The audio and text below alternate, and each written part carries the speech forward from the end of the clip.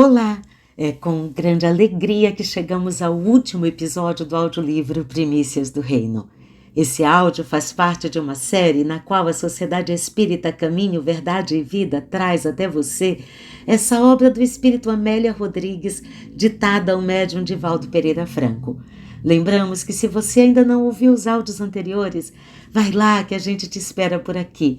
Agora, se já ouviu, sugerimos que você busque aquele cantinho aconchegante e se permita envolver mais uma vez pela presença amorosa dos personagens que compuseram essa história incomparável.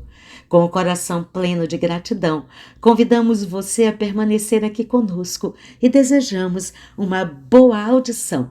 Primícias do Reino Pós-Fácil.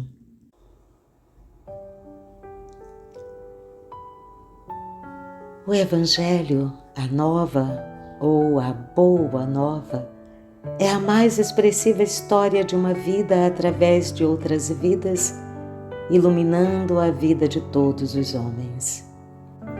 É a história de um homem que se levanta na história e faz-se maior do que a história, dividindo-a com seu nascimento, de modo a constituir-se o marco rutilante dos fatos do pensamento universal.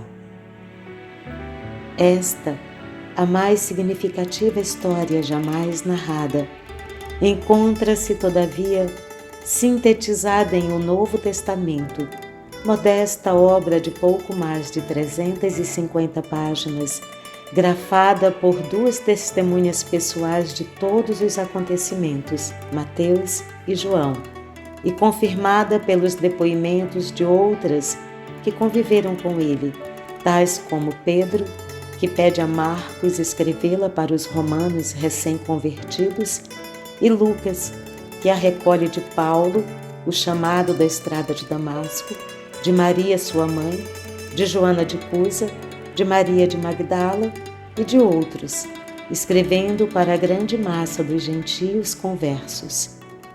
Outros depoimentos de conhecedores e participantes diretos reaparecem nas epístolas para culminarem na visão do Apocalipse. Ao todo, 27 pequenos livros constituídos por 200 capítulos e 7.957 versículos em linguagem simples. 4 narrativas evangélicas, um Atos dos Apóstolos atribuído a Lucas, 14 epístolas de Paulo, uma de Tiago Menor, 2 de Pedro, 3 de João, uma de Judas Tadeu e o Apocalipse de João. Nota da autora espiritual. A Epístola aos Hebreus no Concílio de Trento foi atribuída ao apóstolo Paulo, enquanto o de Cartago supunha-a de autor ignorado. Preferimos a primeira assertiva. Discutidas e examinadas séculos a fio, foram, no entanto, fixadas pelo Concílio de Trento, 1545-1563, que lhes reconheceu a autenticidade após compulsados os documentos históricos constituídos pelos fragmentos das primeiras cópias manipuladas pelos cristãos decididos dos dias seguintes aos discípulos que fundaram as igrejas então florescentes. Embora as pequenas variantes de narrativas, o que se lhes dá o testemunho inconteste da opinião pessoal dos escritores, através dos 4 evangelistas, a história do Filho do Homem é uma só. Mateus, Levi, escreveu-a para os israelitas que se cristianizaram, comparando a Boa Nova com os textos antigos e utilizando-se das figuras comuns ao pensamento hebreu. Nota da autora espiritual. Pápias, 75 a 150, informava que Mateus apresentava no seu evangelho os ditos do Senhor.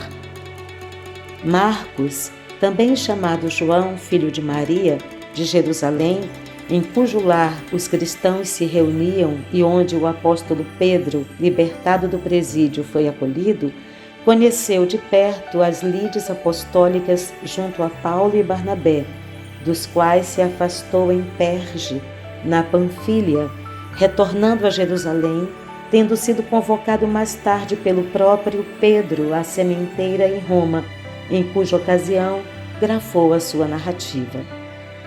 Nota da autora espiritual: Marcos, que servia de intérprete a São Pedro, registrou com exatidão, ainda que não pela ordem, palavras e obras de Jesus. Lucas, recém-convertido por Paulo, residiu em Cesareia no lar do diácono Filipe, de quem, emocionado, escutou a narrativa oral dos acontecimentos, bem como, em Jerusalém, ouviu os mesmos fatos contados por Tiago Menor. Erudito, nascido em Antioquia, de cultura helênica, é o narrador deslumbrado e comovido dos feitos e palavras de Jesus. É o mais lindo dos 4 evangelhos, impregnado da mansuetude do Cordeiro.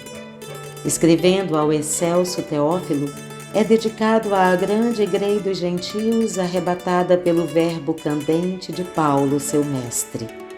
Nota da autora espiritual: Dante afirmava que Lucas é o escriba da mansidão de Jesus.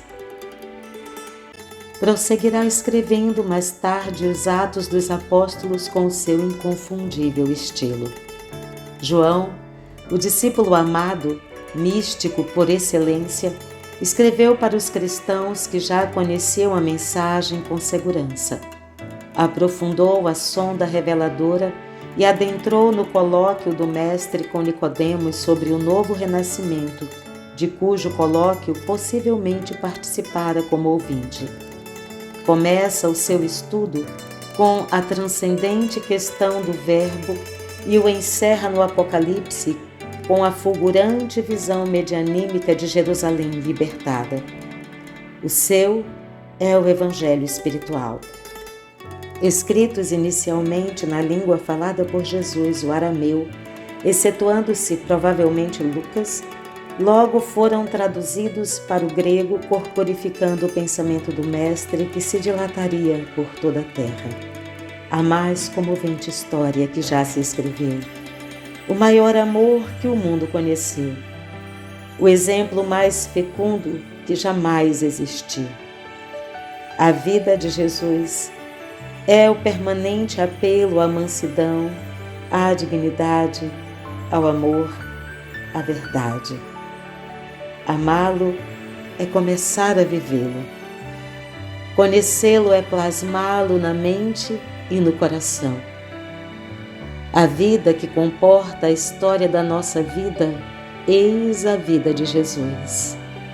A perene alegria, a boa mensagem de júbilo, eis o Evangelho. Quero cantar novamente, plantar a semente de um novo ser. Quero ser sincero, um amigo leal, irmão, sorrir.